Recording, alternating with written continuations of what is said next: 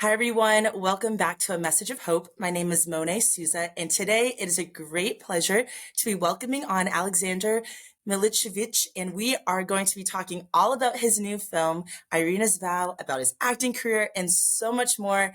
Aleksandar, thank you so much for being here today. Thank you, everyone. Thank you, Monet, for inviting me. And yeah, we can start.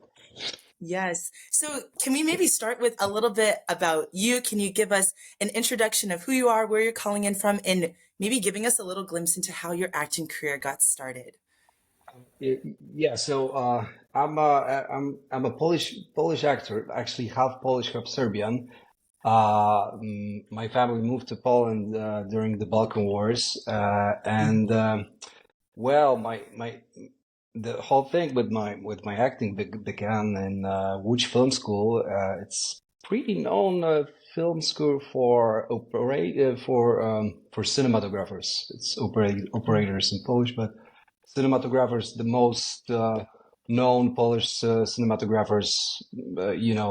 They were from Łódź Film School, also Polański, and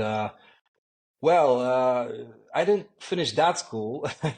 We took separate ways. I finished actually the film, not the film, the dramatic school of dramatic arts in Warsaw.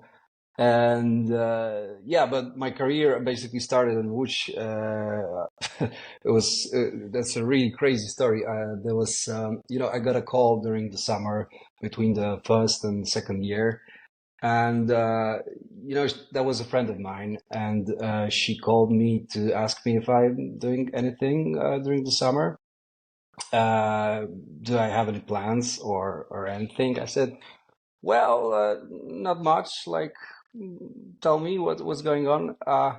Well, do you know Izalach? Izalach is a Polish singer based in Łódź. I say yes, yes, of course. And do you know Snoop Dogg? And I said, yeah, absolutely. What's going on? Please tell me. And she told me that basically Isa won a competition Snoop Dogg started on Facebook. I was it was totally crazy. He posted a post on Facebook with a sort of instrumental little short music piece and wrote, "Girls all over the world, please sing to this. I will choose one girl and I will produce an album for her." And Isalach won, and he not only produced the album but also he produced a movie, musical from this album. It was like music videos connected with this story. So we got a feature film, but sadly, it had only two screenings in Poland. I think there was some issue with the one sample of music they used, and they didn't have rights. So yeah, that was my first What? great story. Yeah, Yeah. about the movie, but yeah, sadly only two screenings. Yeah, so that was my Wow. beginning. And how long ago was that? Because I feel like I missed it. What Snoop Dogg posted, was that a long time ago, or was that like Yeah, it was like years back?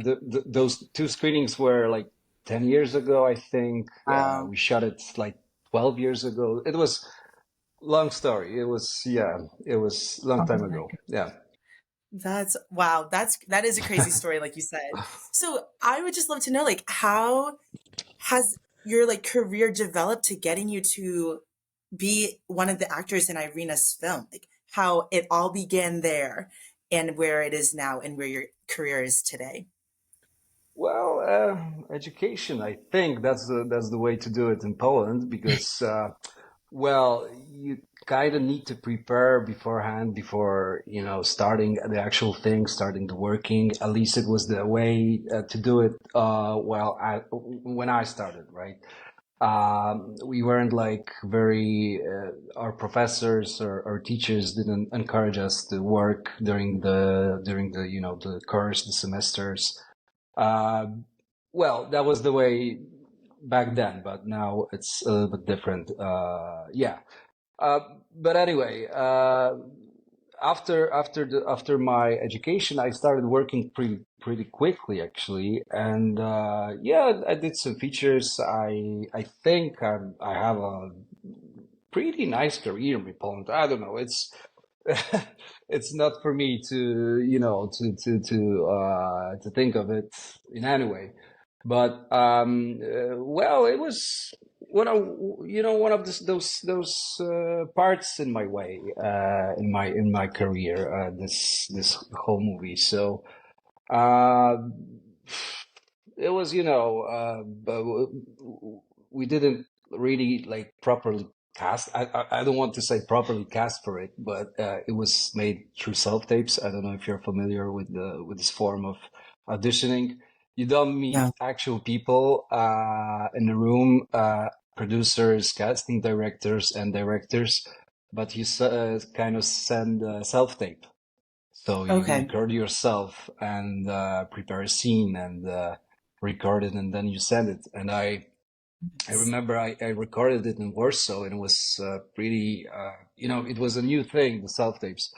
It started in COVID because obviously no one could like meet Sure. and to see each other. So shortly after it, we started, sending more and more tapes because the industry got used to it. And suddenly, yeah, there was that call for Polish Canadian movie. I don't know if the name was Irena's Vow at that time. I'm not sure, but we've seen it with my colleagues. We've seen it that it's co-production, Polish Canadian co-production, and it's a nice thing to do something international. It's always great adventure and opportunity to meet new people like we met. Like it's the same, Yes. the same thing. So um, well, I just sent the self tape, and then I needed to record another thing like introduction of myself, and yeah, that was the way to get it actually. It's wonderful. And even, I know I didn't even really give a backstory for people who are going to be watching this episode, but as you mentioned, that's where the two of us met, was at the premiere of this film in New York City. And yeah, it was just, I was invited by one of the PR agencies that was on the film to come and screen. And the film itself, and of course, feel free to add in the blanks where I'm lacking on describing the Sure. film, but it's all on the life of this woman, this Polish woman, Irena, who lived during the Holocaust. And she successfully, with great courage and just boldness, was able to save the lives of many Jewish men and women, especially those being married couples, and even an unborn child, to be able to bring them to safety through this cinematic film. We see her life, we see her faith, we see just a way that we can hopefully be encouraged to continue to be upstanders and not bystanders, because I feel like that's, I work with a lot of young people, and I'm the middle school director at one of our churches in the area, and so many of these kids can't even find their own voice Mhm. to stand up for what they know to be the truth and what they know to be the right thing to do. But I truly believe the story of Irena, this movie, like everything that everyone can watch at this time, and we can leave the even the links to find movie times down below in this description once we post it. But that's what inspired me, like in the film, was wow, Yeah. look at this woman of great faith and boldness to say, I'm going to do something that is so selfless for the lives of other people. So it inspired me, and to see your, not just your acting on the screen, but then to see you in person and to meet you was just a great gift. And I would just love to know, when you got casted for this movie, was this like any movie you had ever acted in before with a storyline like this, or was this completely different for you? It was different in a way because that's the first biopic I did. So Mm. the responsibility was totally different. It was, different stakes, like really a totally different thing to do because my character, the Lazar Haller, uh, with his wife Ida Haller, they had a baby in the basement they were hiding in. Irena were hiding them in this basement. They had a baby there. I mean, the labor didn't happen in a basement, but the thing is that that child, Roman Haller, is alive and well, and I met him at Toronto Film Festival, and well, it was, what should I say? It's a totally different responsibility for an actor to portray actual people, because then you meet people whose lives were influenced by those very people, and well, so the responsibility was a huge like topic for me during this movie to recreate lives of those people as well as I could. Um, but yeah, I just wanted to say about Irena. It's even more incredible that she saved so many lives because she was 17 years old at that time, so she had no like real power. She wasn't like she couldn't like she only did what she could, and it was enough. It wasn't much, but it was enough to save 12 lives, uh, Right. which is a huge thing, And I don't want to spoil the movie, but it's the fact that Irena survived was also kind of connected to those lives she saved.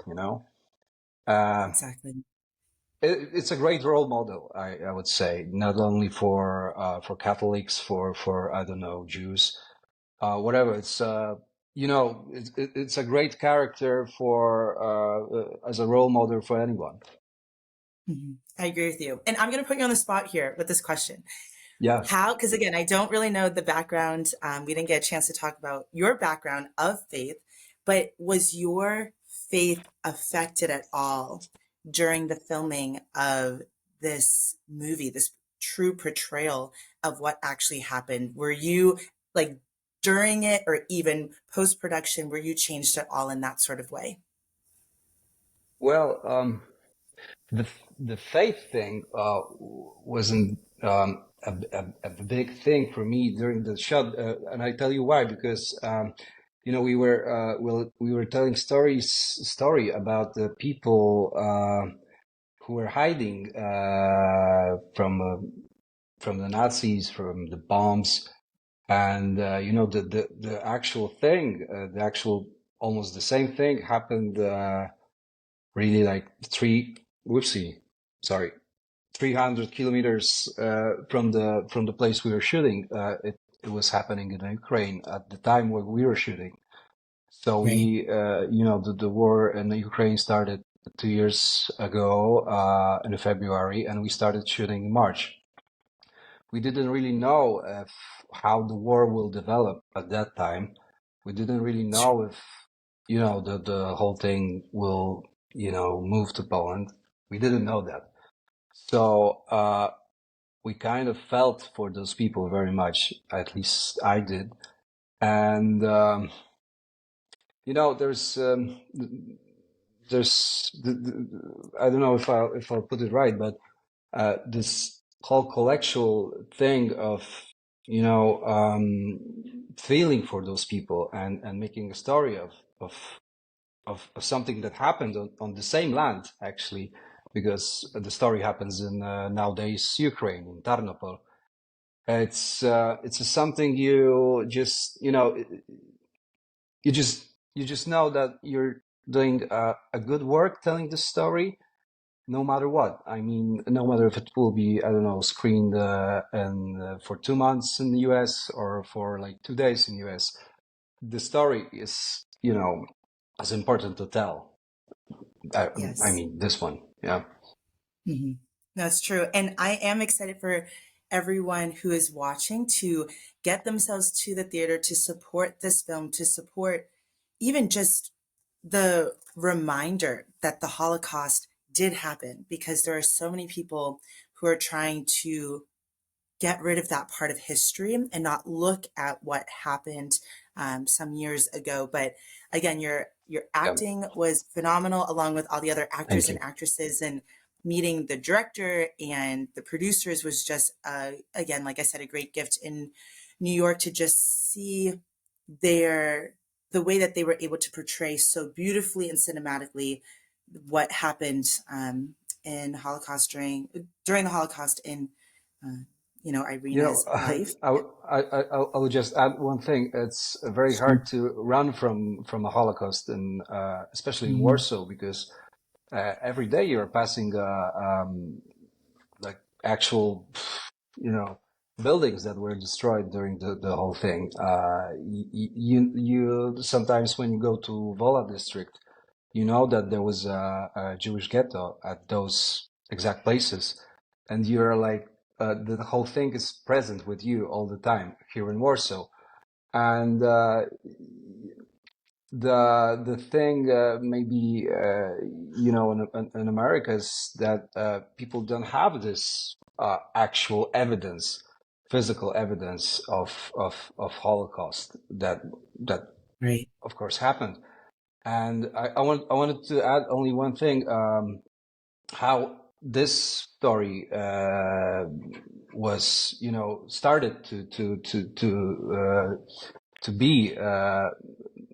Irena wasn't telling the story of her life until 80s, I think.